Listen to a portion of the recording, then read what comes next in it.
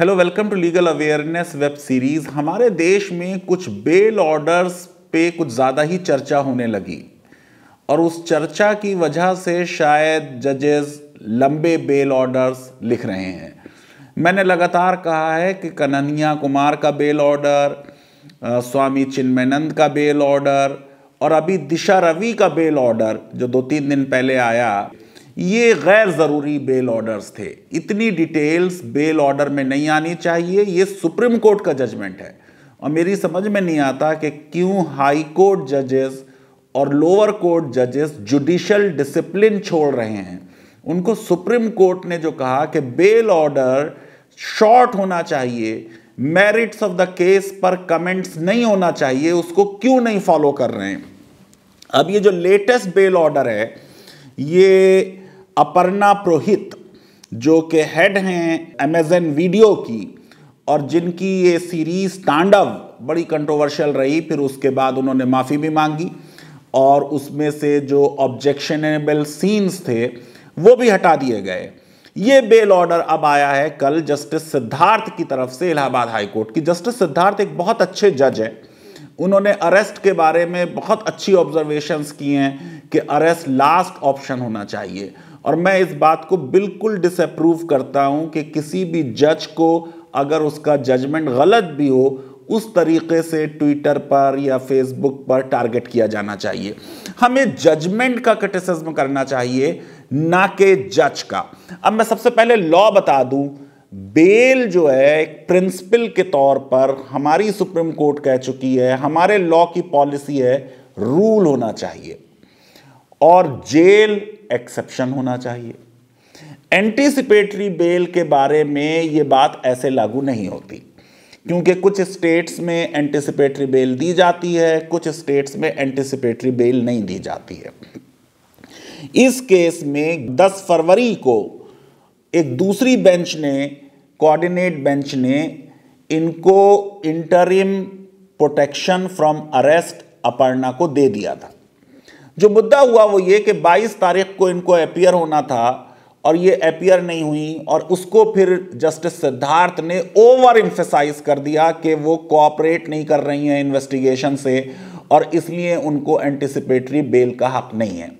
अक्सर इन्वेस्टिगेशन के दौरान ये होता है कि जिस दिन तय होता है उस दिन एक्यूज अपीयर नहीं हो पाता। हम देखते हैं कि हमारे यहाँ कितना इन्वेस्टिगेशन 90 दिन में जो लॉ ने कहा है पूरा होता है और 60 दिन में जो कम सीरियस ऑफेंसेस हैं उनमें पूरा होता है।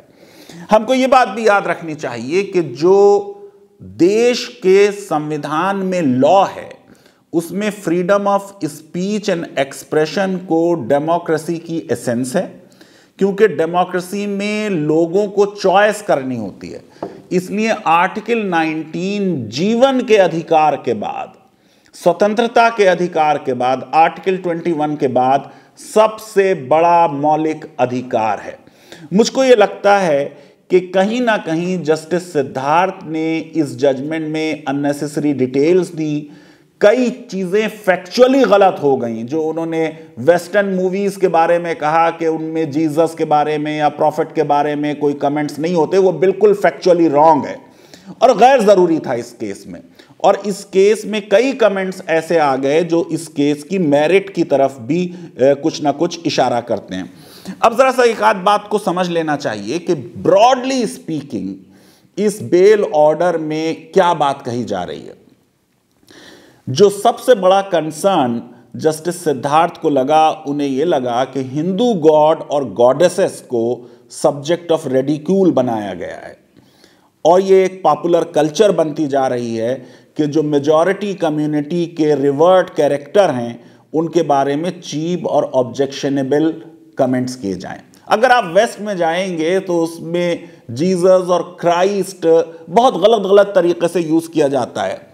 फिर सबसे जो इसमें बहुत ही ऑब्जेक्शनेबल चीज़ है कि आम तौर से डिफेमेशन में या ब्लास्फेमी के मैटर्स में, क्योंकि फ्रीडम ऑफ स्पीच और आर्टिस्टिक फ्रीडम एक बहुत बड़ी वैल्यू है डेमोक्रेसी की, उसको अहमियत दे दी जाती है और आमतौर से वो केसेस ड्रॉप हो जाते हैं। लेकिन यहाँ उन्होंने कह दिया कि माफ़ी इनफ नहीं है, यहां उन्होंने कह दिया कि जो कट कर दिए गए ऑब्जेक्शनेबल सीन वो इनफ नहीं है। ये मैं समझता हूं कि जो कॉन्स्टिट्यूशनल पॉलिसी है और देश के फ्रेमर्स के माइंड में जो freedom of speech and expression का तसव्वुर है, उससे थोड़ा वो डेविएट कर गए हैं। देखिए, जो आर्टिस्टिक फ्रीडम है और जो फिल्म्स बनती हैं या जो टीवी पे एपिसोड्स आते हैं नेटफ्लिक्स पे या अमेजन पे, बेसिकली ये क्या होता है? राइटर क्या लिखता है? राइटर डिपिक्ट करता है समाज को। जो हमारी मूवीज होती हैं वो मिरर होती हैं हमारी सोसाइटी का। कई कमेंट्स उन्होंने कहे कि साहब वो देखिए कि अगर एक लोअर कास्ट के मर्द ने एक अपर कास्ट की औरत के साथ डेटिंग कर ली तो ये तो बहुत ही इंसल्टिंग उसमें बातें कह दी गई और रिजर्वेशन के खिलाफ बातें कह दी गई और उसमें SC STs की इंसल्ट जो है उस पर तो SC ST एक्ट लग जाता है। क्या हमारे समाज में SC STs के खिलाफ नफरतें नहीं भरी हुई हैं? अभी चंद सालों की बात है, ऊना का मामला आप देखिए कि किस तरीके से लोगों को स्ट्रिप करके मारा जा रहा है और उसके बाद उसका वीडियो वायरल किया जा रहा है। अभी यूपी का पिछले साल का ही मामला है, दूल्हा को शेड्यूल कास्ट के नई बारात आने दी जाएगी, इन मोहल्लों से बारात नहीं जाएगी। पूरी इस पे एक रिसर्च की हुई है प्रोफेसर घनश्याम ने और UGC चेयरमैन रहे हैं, उन्होंने रिसर्च की है। अनटचेबिलिटी इन रूरल इंडिया पूरी किताब है। 100 से ज्यादा हमारे देश में आज भी ऐसे गांव हैं जहां दलित दूल्हा घोड़े पे बारात नहीं ले जा सकता। यह हमारे समाज की रियलिटी है। बड़ी बड़ी यूनिवर्सिटीज में अक्सर बच्चे IITs में, NLUs में, IIMs में कास्ट रिजर्वेशन के खिलाफ। अक्सर जब बच्चों में आपस में कोई आर्गुमेंट हो जाता है तो लोअर कास्ट के बच्चों को वो वर्ड यूज करके उनको डिमीन और लोअर दिखाने की कोशिश की जाती है। हम अपने समाज की रियलिटी से भाग नहीं सकते।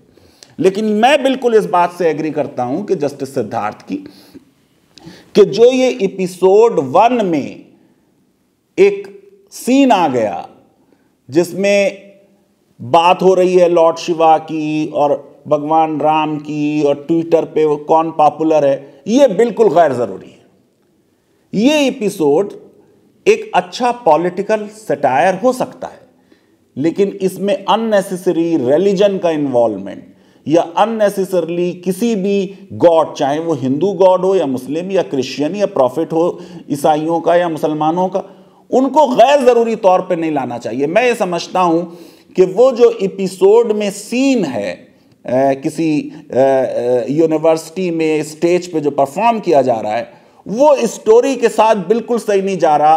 और ये जो इसके राइटर्स और इसके एडिटर्स और प्रोड्यूसर्स हैं उन्होंने इसमें प्रॉपर एप्लीकेशन ऑफ माइंड नहीं की। वो सीन निकालने से भी स्टोरी आगे बढ़ती है। स्टोरी जिस तरीके से पॉलिटिक्स होती जा रही है उस पॉलिटिक्स पे सटायर रहना चाहिए।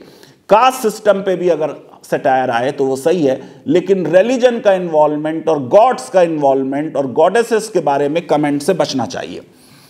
एक बात मैं यहां और कहना चाहता हूं कि अगर जज साहब ये कहते कि ये भगवान राम के बारे में जो कमेंट आ गया ये गलत है, वो सही बात होती। लेकिन जो उन्होंने नेक्स्ट सेंटेंस में लिख दिया कि ये सारा मामला जो है अयोध्या में जो राम टेम्पल कंस्ट्रक्ट हो रहा है उससे हो रहा है, ये बिल्कुल अब अनावश्यक था, उसकी ज़रूरत नहीं थी।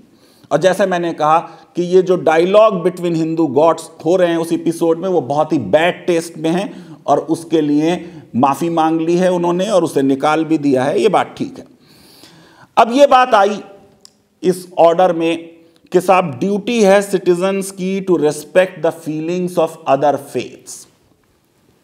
अब ये बात कहने में बहुत अच्छी लगती है, रियलिटी में ये बिल्कुल सही बात है कि किसी भी धर्म को, उसके गॉड्स को, उसके प्रॉफिट्स को बुरा भला नहीं कहा जाना चाहिए। लेकिन आप देखिए कि इसको हम किस लिमिट तक ले जाएंगे। अब पाकिस्तान में ब्लास्फेमी के लॉ को 295C में मैंडेटरी डेथ सेंटेंस दे रहे। अगर पाकिस्तान के जो अल्पसंख्यक हैं ख़ासतौर से क्रिश्चियंस, जिनके ख़िलाफ़ इस लॉ का पाकिस्तान में बहुत मिसयूज़ हुआ है। गो कि किसी को डेथ पेनल्टी अभी तक नहीं एग्जीक्यूट की गई, लेकिन हैरेसमेंट हुआ है माइनॉरिटीज़ का, कि माइनॉरिटीज़ पे पाकिस्तान के ये ड्यूटी लगाई जा रही है कि वो मुसलमानों के प्रॉफिट और मुसलमानों के गॉड और मुसलमानों की बुक की बहुत ज़्यादा रेवरेंस करें, बहुत ज़्यादा रिस्पेक्ट करें। ये बात मैं ये समझता हूं कि ब्लास्फेमी लॉ का एक मॉडर्न डेमोक्रेसी में इतना एक्सेसिव इस्तेमाल ये सही चीज़ नहीं होगी। अब यहां पे एक बात ये भी मैं कहना चाहता हूं कि ये बात आई जजमेंट में कि साहब अपर्णा पुरोहित ने फंडामेंटल राइट जो है मेजॉरिटी कम्युनिटी का वायलेट कर दिया, इसलिए अब उनको राइट नहीं है एंटीसिपेटरी बेल लेने का। देखिए, भारत के संविधान में हमको समझना चाहिए कि ये प्रोविजन नहीं है कि अगर आपने एक्स राइट वायलेट कर दिया तो वाई राइट भी आपको नहीं मिलेगा। मैं आपको एग्जाम्पल दे देता हूं। अगर किसी ने मर्डर किया, एक नहीं समझ लीजिए 50 मर्डर की, जेनोसाइड किया हो, अब उसको उसके बाद एक तो ये होता है कि सजाए मौत दे दी, वो तो बात अलग है, लेकिन अगर समझिए उसे लाइफ इम्प्रिजनमेंट दिया और वो जेल में है 30 साल के लिए। आप देख लीजिए गुजरात में कई लोगों को लंबे लंबे लाइफ इम्प्रिजनमेंट्स दिए गए। माया कोडवानी को 30 साल का इम्प्रिजनमेंट दिया गया। अब जब ये जेल में हैं तो इनके सिर्फ 2 ही फंडामेंटल राइट कर्टेल किए जाते हैं, राइट टू मूवमेंट। गो के इनमें से ज़्यादातर लोगों को बेल मिल गई है कि आप जेल से बाहर नहीं जाएंगे। ये आर्टिकल 19 का एक राइट है जो कर्टेल किया जाएगा। दूसरा, राइट टू लिबर्टी, आर्टिकल 21 का राइट कि आप जेल के अंदर रहेंगे, आपका कन्फाइनमेंट रहेगा, लेकिन इनको अपने मजहब को मानने का राइट जेल में रहेगा। इनको आर्टिकल 19 के तहत freedom of speech and expression का राइट रहेगा। जजमेंट है सुप्रीम कोर्ट के कि अगर कोई कन्विक्ट है और वो कोई किताब लिखना चाहता है तो उसको न किताब लिखने से रोका जाएगा, न किताब पढ़ने से रोका जाएगा। तो ये कह देना कि एज्यूमिंग कि इसमें अर्पणा पुरोहित ने राइट मेजॉरिटी कम्युनिटी का वायलेट कर दिया, तब भी जो उसका राइट्स हैं वो राइट्स और रहेंगे। ये मैं एक फंडामेंटल राइट्स के बारे में एक ब्रॉड बात कह रहा हूं। अब ये भी बात हमारी समझने की है कि आम तौर से जजमेंट्स में मेजॉरिटी कम्युनिटी, माइनॉरिटी कम्युनिटी जहां जरूरी ना हो वहां लाने की जरूरत नहीं है। यह बेहतर होता कि अगर यह कहा जाता कि अ सेक्शन ऑफ पॉपुलेशन के रिलीजियस सेंटिमेंट्स हर्ट्स हुए हैं। फिर यह भी बात इसमें जो एक गैर जरूरी तौर पे आ गई कि यह कहा गया कि ऐसा कोई भी चीज़ होती है तो forces inimical to country become active. ये नेशनलिज्म का एक गैर ज़रूरी डोज इस केस में आ गया और वो साहब प्रोटेस्ट होल्ड करते हैं और नेशनल और इंटरनेशनल फोरम पे रेस करते हैं कि Indian citizens are becoming intolerant और इंडिया अनसेफ हो गई है रहने के लिए। ये चीज़ सही नहीं है। देखिए, जो भी किसी भी देश में आज ह्यूमन राइट्स की सिचुएशन है उसके ऊपर बहुत सी रैंकिंग्स होती हैं। अब एक world justice report, rule of law report आती है, उसमें रूल ऑफ लॉ पे सारे देशों की रैंकिंग आती है, भारत की भी आती है। ये बात सही है कि फ्रीडम ऑफ स्पीच और प्रेस पे हमारी रैंकिंग नीचे जा रही है। मैं ये समझता हूं कि इस चीज में इस बात को एक बेल ऑर्डर में लिखने की जरूरत नहीं थी। ये कुछ ज्यादा मामला हो गया। स्वामी विवेकानंद को कोट किया गया, उनकी जो फेमस शिकागो में स्पीच हुई 1883 में कि ऑल रिलीजन्स आर रिवर्स, जो डिफरेंट पाथ लेते हुए मर्ज करते हैं एक ही समंदर में, और वहीं पे अल्टीमेट ट्रुथ है और गॉड है। अब देखिए, ये जो 1883 की स्वामी जी की स्पीच है, ये रिलीजियस टॉलरेंस की तरफ इशारा कर रही है कि सारे रिलीजन्स सच हैं और किसी भी रिलीजन को बुरा भला नहीं कहा जाना चाहिए।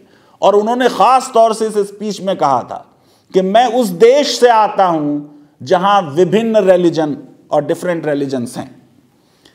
फिर एक बात यह भी समझने की है कि यह बात कही गई कि साहब जो अर्पणा पुरोहित हैं, she has a scent regard for law of the land, और उनका कंडक्ट जो है वो उनको इंटाइटल करता है बेल के लिए। एक बार इन्वेस्टिगेशन के पास ना आने का मतलब नॉन कोऑपरेशन नहीं होना चाहिए। लोअर कास्ट हायर कास्ट के बारे में यह कहा गया कि साहब इस फिल्म से गैप वाइड हो जाएगा। किसी फिल्म से गैप वाइड नहीं होता, गैप होता है तब उस पर फिल्म बनती। आज भी हमारे समाज में बहुत ज्यादा अनटचेबिलिटी है, बहुत ज्यादा कास्ट सिस्टम है। आप देख लीजिए मैट्रिमोनियल उठाकर, सारे लोगों को खूबसूरत लड़की चाहिए और इस कास्ट की और उस कास्ट की चाहिए। यह बात कही गई कि साहब क्लियर इंटेंशन है to humiliate schedule caste women. मुझे नहीं लगता कि इससे कहीं पे भी इस तरीके का कोई इंटेंशन निकल कर आता है, और मैं नहीं समझता हूं कि यह SC/ST एक्ट का वायलेशन है। यह बिल्कुल एक हमारे समाज की रियलिटी है कि हमने अभी तक रिजर्वेशन को एक्सेप्ट नहीं किया। यह हमारी मजबूरी है। पूना पैक्ट के बाद से ये एक मजबूरी बनी, फिर संविधान में उसका प्रावधान हो गया। आपको मालूम है कि जो पहला ही जजमेंट हुआ दुराई राजन में, उसमें रिजर्वेशन को स्ट्राइक डाउन किया गया। उसके बाद कॉन्स्टिट्यूशन के आर्टिकल 15 को अमेंड किया नेहरू जी ने, और एक प्रोविजन किया कि अगर स्टेट कोई स्पेशल प्रोविजन करेगी socially and educationally backward communities के लिए तो वो वायलेटिव नहीं माना जाएगा आर्टिकल 14 का। आपको नहीं मालूम है जिस वक्त मंडल कमीशन लागू हुआ, लोगों ने अपने में आग लगा ली, स्टूडेंट्स ने, और बहुत लार्ज स्केल प्रोटेस्ट हुई। अभी भी जो हमारी सीट्स हैं रिजर्वेशन की वो भरती नहीं। अभी भी आप देखिए कितने वाइस चांसलर्स SCs और STs हैं। तो जो समाज की डाइवर्सिटी है वो अभी भी स्टेट के इंस्टीट्यूशंस में पूरी तरह रिफ्लेक्ट नहीं होती, और प्राइवेट सेक्टर में तो डेफिनेटली वो है नहीं। ये बात आई कि बॉलीवुड जो है वो हिंदू गॉड्स को मेलाइन करता है। बॉलीवुड तो इन्वेंट भी करता है गॉड्स। संतोषी माँ का पूरा मामला तो बॉलीवुड की देन है।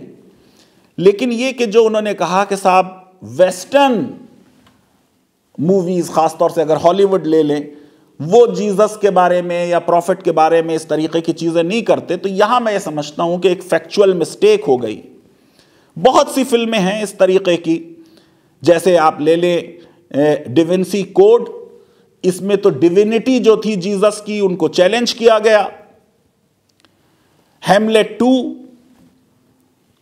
Rock Me Sexy Jesus, Last Temptation, Da Vinci Code में यहां तक कहा गया कि जीसस का कोई बच्चा भी है। बिशप ब्रेनन, फादर टेड, बहुत सी फिल्में हैं इस तरीके की।